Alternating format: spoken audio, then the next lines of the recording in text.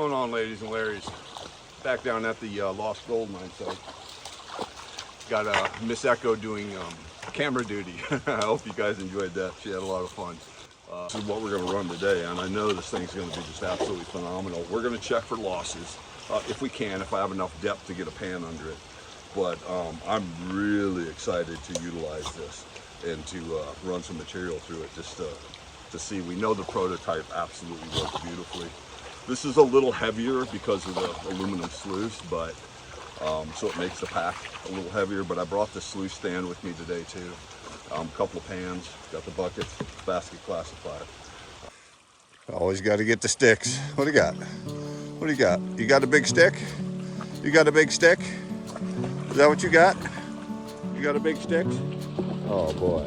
Gold in here too. You can really see it against this mat. You really see there's a speck right there too. You can see all along the front edge of that there's gold in there. Cool stuff. Alright gang, so what I did is I put the test pan, not test pan, I put a pan underneath the front of it just to see for losses. Just see. And we'll pan it out and see. I haven't pulled the mat out of the bottom yet. I ran one way.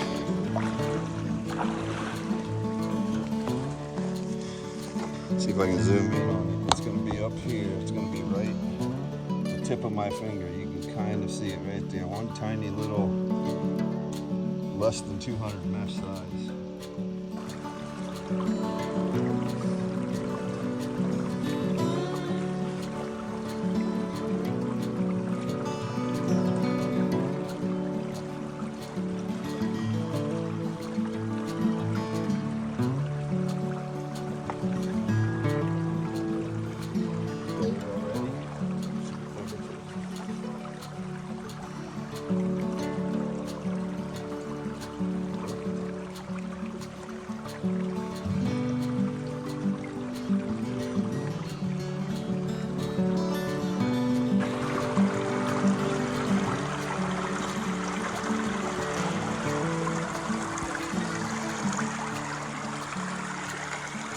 And we're not going to get as many buckets as I was hoping to. I just opened up this little area right here. It's about 4 buckets. That's the 4th one. That's the 3rd one. I'm cleaning up after every bucket just because we have a lot of, as you can see, the dark, how that's clearing. Like, we could continue running. We don't have to clean up out of every bucket. You can see the amount of shotgun pellets in there too, right in here. I was really wanting to show you guys that indicator map. Look at how much gold is in that indicator.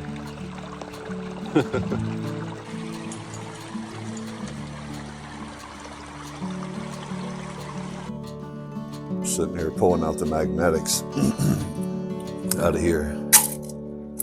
You can see, but pretty interesting. Looks like a little boot tack. One of the old miners on that site. That's what it looks like anyway. You can see the head on it. Small. Pretty neat. Doing the finish cleanup with the course, and I just spotted this and see if I can get it on camera so I don't move it. Find where it's at. Right at the tip of my finger. Nice little chunky piece in the course. You see it? Right there.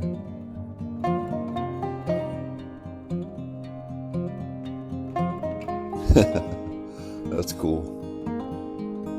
Not a picker. Not a picker, but still a nice piece of gold. It's flaky.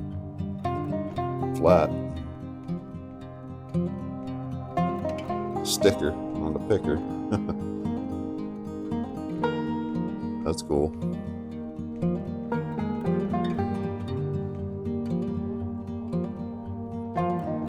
All right, ladies and Larrys, we're getting her down.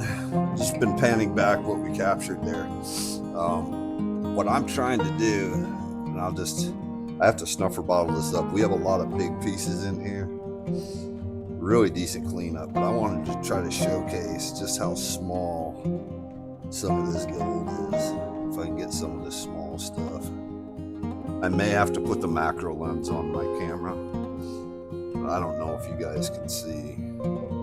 Yeah, this doesn't pick it up, but trying to get the glare out of there too. But yeah, we didn't do too bad.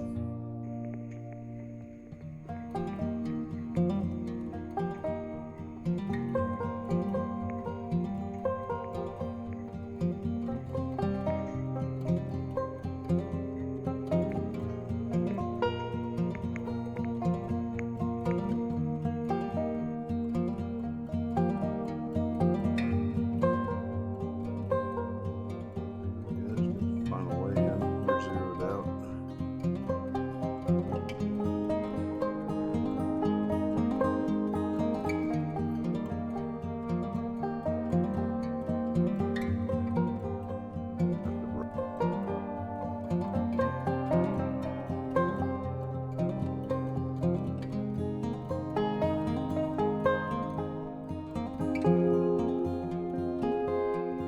That's some really fine gold in there, guys.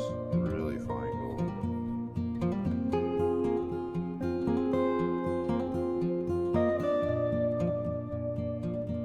Still another little, you can see right there. It's just tiny, tiny, tiny little bit. Shows you how fine this stuff is.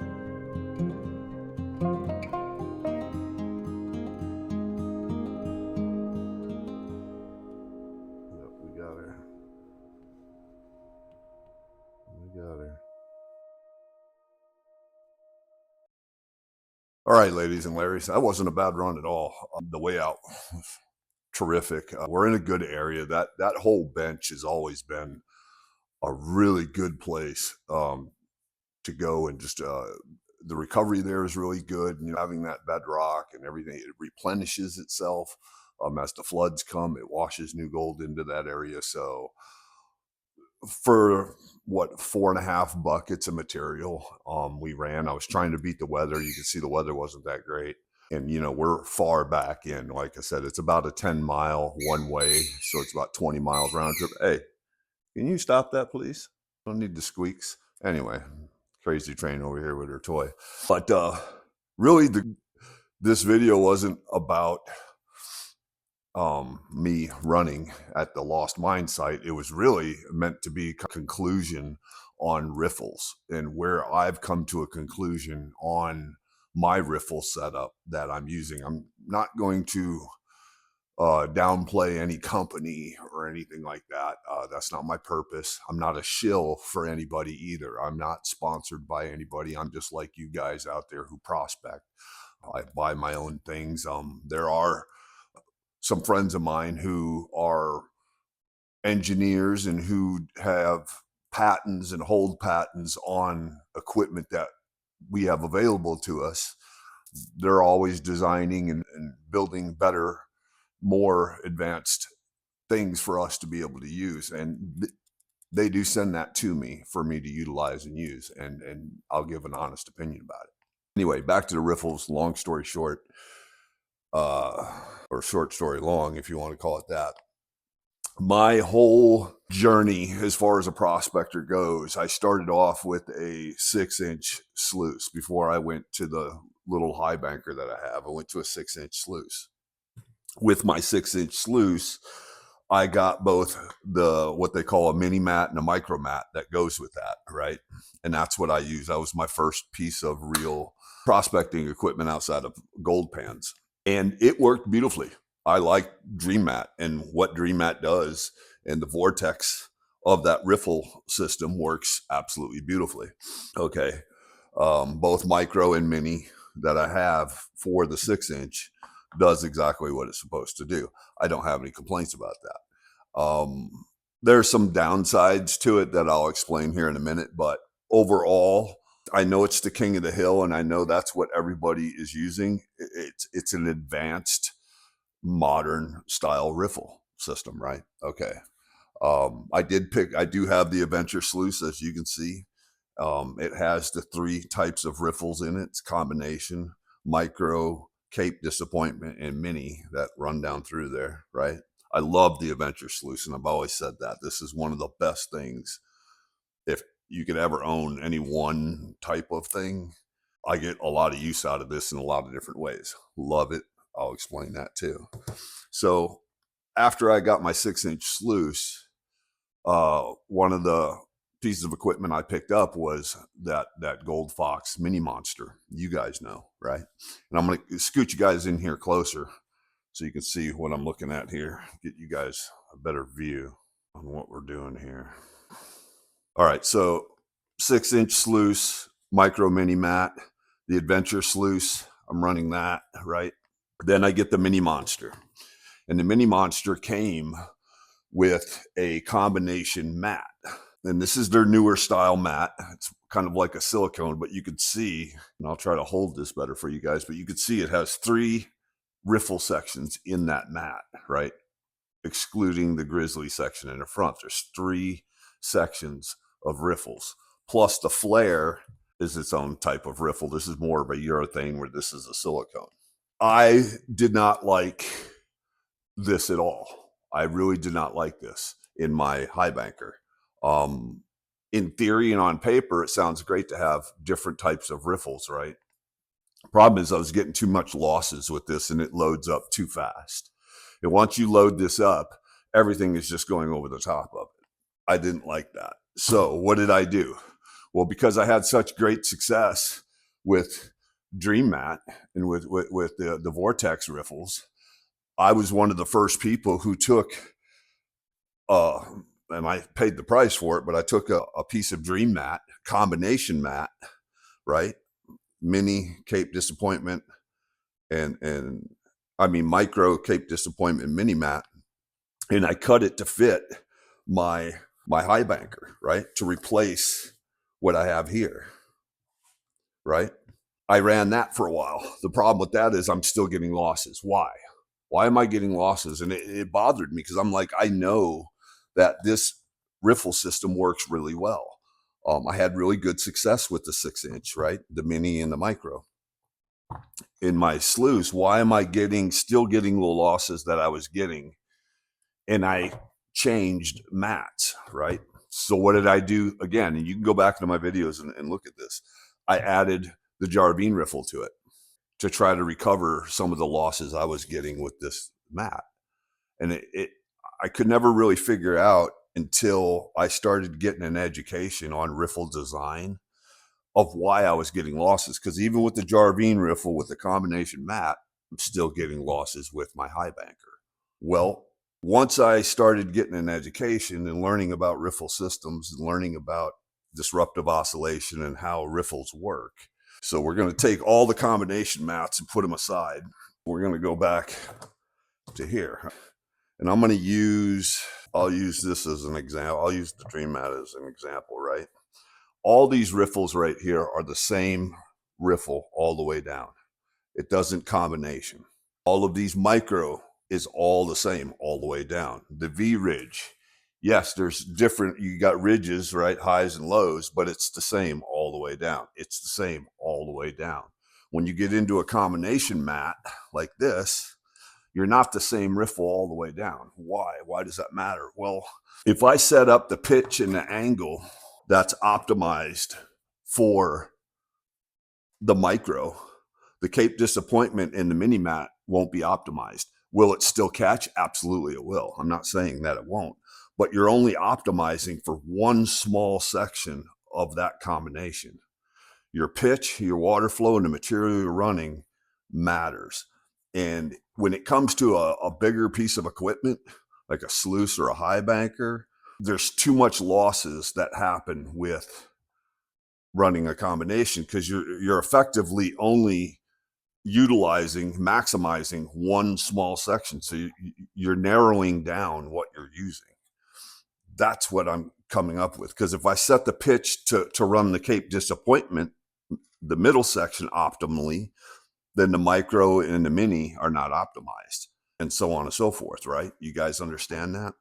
That's where I was running into the problem. And it wasn't until I started running and getting an education by somebody who actually scientifically designs riffle systems to understand what that disruptive oscillation and with the correct spacing, but also the vortexing that happens in these riffles and how that works matters. This looks typically like a drop riffle to most guys who are familiar with riffle systems. This looks like a typical drop riffle. This is scientifically designed and tuned to run at a certain way. And what this does is it captures everything with no losses. And if there is a loss, I didn't get any losses with the prototype.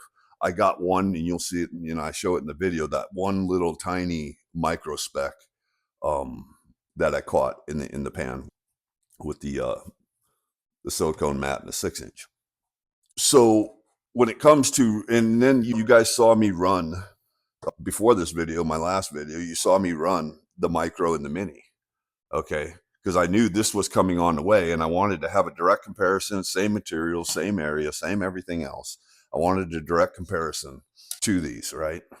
We're going to discontinue using anything combination in a sluice or a high banker.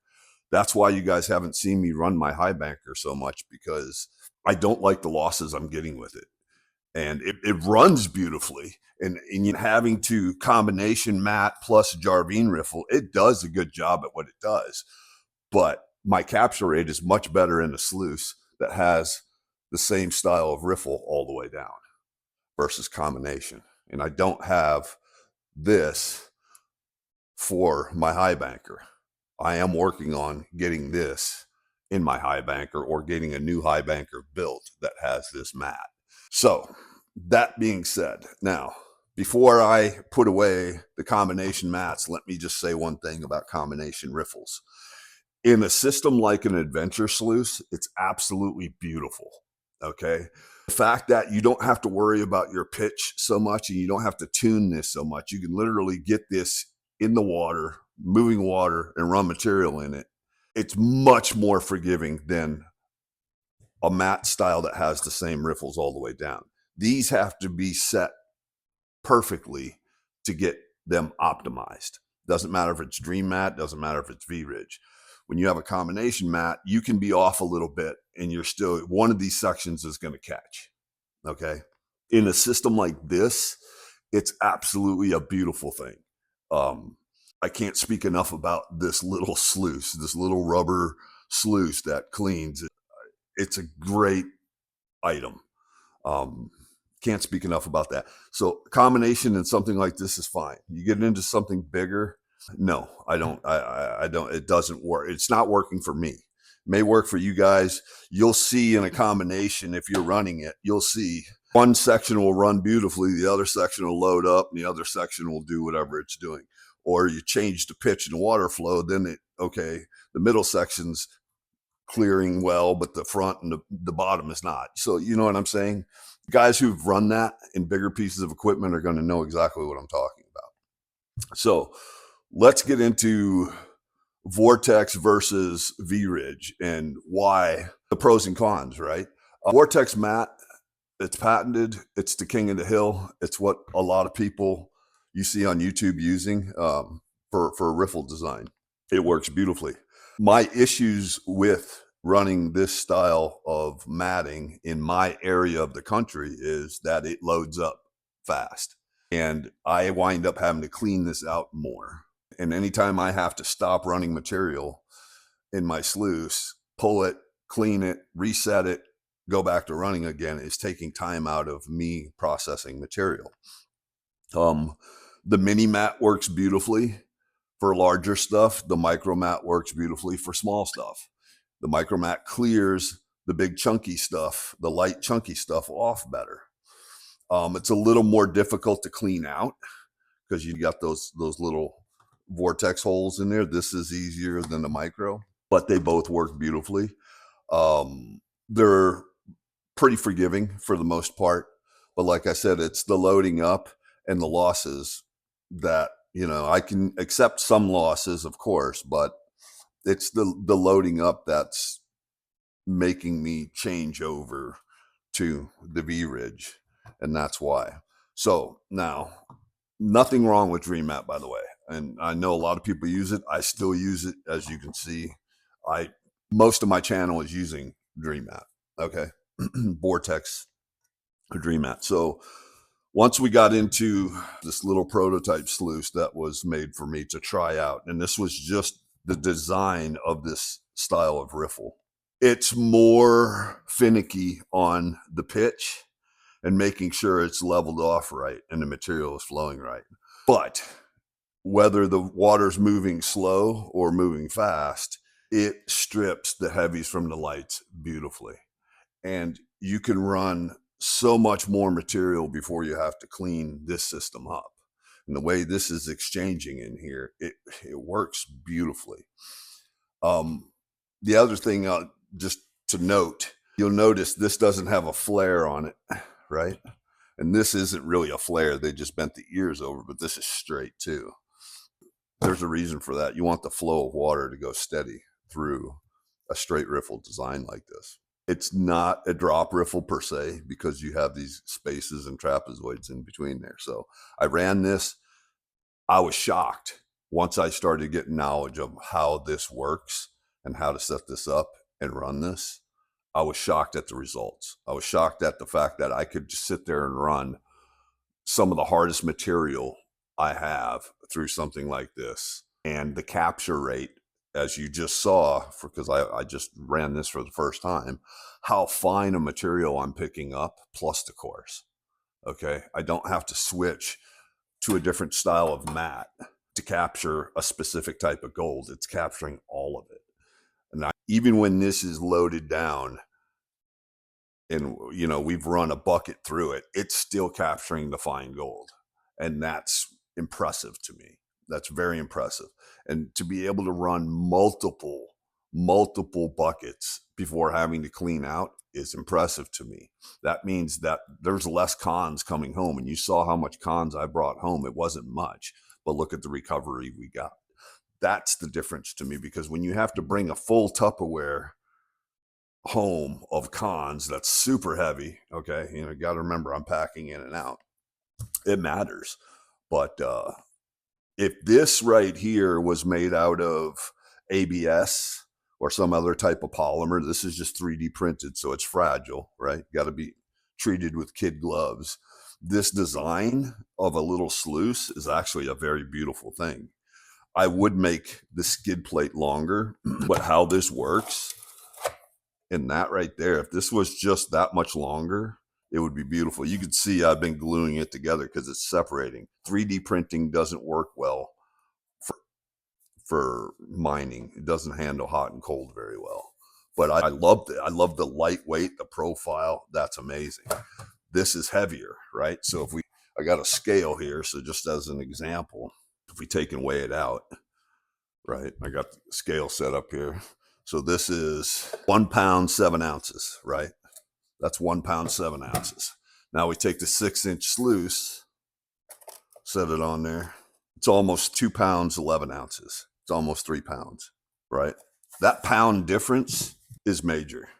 That's a huge difference in how you're feeling, not going in so much, but coming back out. Now, if you're going from the trunk of your car 50 feet down to the water, it really doesn't matter. When you're packing in, pounds start to feel like tens of pounds, 20s pounds, you know, and it all adds up pretty quick. You notice I haven't mentioned one word about the recon, and there's a reason for that. Recon is 1 pound, 1 pound, 12 ounces ish, 1 pound, 12. Prototype's just a hair lighter, but 1 pound, 12 ounces versus something almost 3 pounds. That's less than half the weight of that. Now, let's go ahead and measure. Let me make sure that's clear. Let's measure 1 pound, 4 ounces, 1 pound, 7 ounces. These are very close in weight, right? The reason why I said that about the recon, and I'll tell you why. Whenever you're packing in a bunch of gear, and the way I do, and I'm out in the back 40 like that, it gets heavy. And, you know, even a good backpack and all that, and I'm on a mule, but, you know, I'm 10 miles one way in, 10 miles coming home. So if you're traveling 10 miles in, and part of that you're having to hike in, right? Then you're laboring, right? You're shoveling material, you're running equipment. So you're working out essentially, and then now you got to truck back out, and you're leaving heavier than you came in because you're going to have cons with you, wet cons. Everything's going to be wet, so you're going to add weight to everything. Of course, I'm packing in camera gear and whatnot too, but weight savings, if I can shave off a pound here and a pound there, that's a whole lot easier on me, and it gives me more energy to go out and process material. That's a huge difference to me. So comparatively, as you guys know, Vridge is absolute success. You see it in the video. The way it works is just remarkable to me. You have to get it set up right, but once you get the pitch right and the flow right, you're utilizing and optimizing the full mat. You're not just getting one section, you're getting all of it, right? But everything is catching in the very first section right here. I'm not seeing anything down below. So that's a good thing. But before I end the video, I am going to say this just to give this monster, I would call it, its proper due. This unit right here, this Recon fluid bed sluice, is an absolute monster. And it's hard to say that because you guys are going to look at a piece of equipment like this and say, well, it's light, it's small, it doesn't look like a big piece of equipment to me, right? When you think of a big piece of mining equipment, or you think of a big piece of prospecting equipment, you're thinking of big sluices or a big high banker with a gas motor churning away and shoveling into a unit, right? Let me tell you something. This thing right here will process material faster than you can classify it. And it does just as good of a job as any type of riffle system I've ever used. Okay. Yes, you do have to classify to use something like this. You can't just shovel into it. But taking to the account that it's lighter, its profile and packability, and how fast this captures material without losses or minimal losses is pretty incredible on how this is designed. In my mind, as of right now, after running all the different systems that you guys see me run in the past few videos, in my mind, I feel like this is the king of the hill to me. Now that I've run everything, I've processed material through everything, I've operated everything, whether it's classifying with a standard classifier, bucket classifying, whatever. If I have my choice of grabbing any type of sluice, if I have my choice, this is number one. I would always want to run the Recon, period. Because I know I can process a lot more material a lot faster than I can with the traditional style sluice. Okay. Even the modern sluices, this still processes better. There's designs into this that people have tried to copy and they can't, because there's science behind how this whole thing works. And the other systems don't work the way this does. And I'll get into that in probably a different video.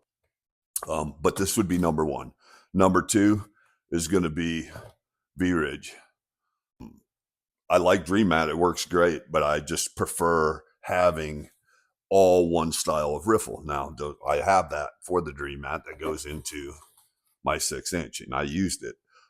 I just like the Vridge over Dream Mat just because I don't have to clean it out as much.